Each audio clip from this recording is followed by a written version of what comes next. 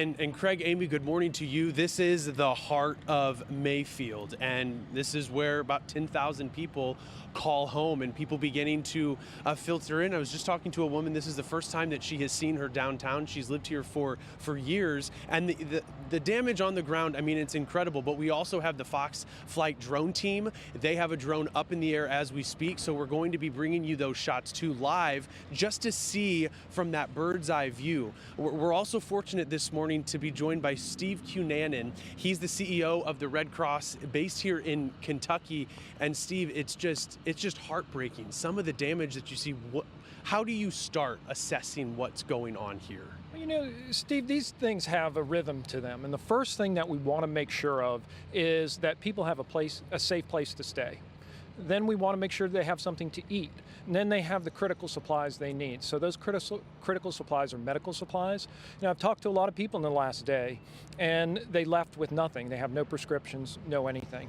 And then we want to make sure they have the mental health resources, because as you see, this is traumatic. The devastation here is really unbelievable, and it extends a long way. I look through this downtown area, and there's not a spot that I don't see without damage. It's a mile. I guess it's a mile. It's incredible, and we'll see more damage as time goes on. Just the residential area. This, of course, is heavily business, but this affects the well-being of people who call Mayfield home. I mean, you were discussing a flood that took about 80 days for recovery. When you look at something like this, how long will this take? Yeah, you know, nobody knows. The Red Cross is committed to being here as long as it takes. So right now, we're just in those initial assessment phase. Again, our priority is on those folks that need a safe place to stay and something to eat. In the coming days, we're going to know a lot more. We're going to know the extent of the damage. And working with our partners, we're going to be able to feed people, we're going to be able to assess folks, and we're going to be able to get people on the road to recovery. Recovery is going to take a long time for some of these folks. As you see, a lot of people are going to be starting over. I talked to a gentleman last night, and he left with nothing. His dog actually woke him up in the middle of the night, and they were able to get to a safe place of their bathroom. And he was thrown out of the house, and when he turned around to look at his house, there was nothing. And he showed me some pictures of it, and that's devastating to see. Yeah, especially when you have lived in a house and you call your own, a sense of pride there, and then just wiped out. I mean, there are people just walking the sidewalks this morning, you know, as hopefully you're still looking at some of those aerial footage, some of the aerial shots that we have this morning here from Mayfield. As far as the response that you guys have here in the state, I mean, it's not just Mayfield, it's all over Kentucky. So you need the help. How can people help? It is, and the best way that people can help right now, there are two ways. The first is around giving to the Red Cross. So as you see, getting into Mayfield is really a problem, and getting into some of those affected areas. I live about 4 hours away, and it took me about six and a half hours to get here.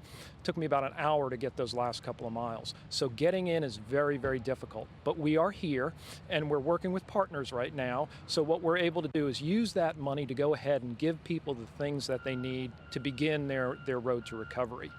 The second way people can help is schedule a blood donation. Right now, blood donations are challenging anyway because it's the holiday season. People aren't thinking about going to give blood when they have family and holiday obligations to go to. But I will tell you, these people are thinking about blood. And the need is great, and the need is here. We're going to probably end up canceling a number of blood drives in this area. There's just no way to have them. There's no electricity, there's no facilities. So roll up your sleeve and help. That's the easy way to help. Also, go to redcross.org, and it'll lead you through the giving process. Would really appreciate those folks thinking about the people that are right here in Kentucky. It really does seem like, too, that since Kentucky people know how to help Kentucky people and people across the country when disaster strikes, and unfortunately it's in your guys' own backyard. I mean, you've been here since yesterday. You've already seen some improvements. I mean, it's hard to say, especially when we're looking from the sky and we're looking from the ground, just the damage, it's extensive, but there has been some improvement. The roads are cleared. Prior to, they weren't. Mother Nature does not care about the roads, but that was the first order of business. Most definitely. Big difference. So I was on the road early yesterday morning. I got here, and the big difference is the weather. So it was 75 degrees, it was raining. The storm was still going through when I arrived here. And there were lots of unpassable things. Power lines were down. It was very, very difficult. Now what you see is the roads are starting to clear a little bit. People are starting to get out and about. Power is still a huge issue for this whole community, and it will improve. It's going to be a slow process. I've seen some of these, and they're going to improve. Yeah, yeah. The resilience, people surprise you. And this is when the best of humanity is on display in times of disaster like this. It's just so terrible to know, though, at last check, 22 people in the state of Kentucky have lost their lives, 11 of them in Bowling Green. The number's still unknown here. Of course, that candle factory, too, a little farther to the south. Are there any zones that you're focusing on more than others at the moment? It's still sort of that assessment phase, I'd assume. There are two places that we're focusing on right now. It's around Mayfield right here, which is really the hub of the most significant damage.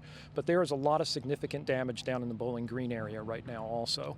So when you look at this storm, from what the governor has said is it has a 200-mile track.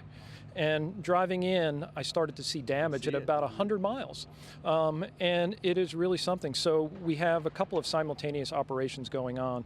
It's going to be probably about a 30-county spread for us, which is a lot because the counties in Kentucky cover a broad geographic area.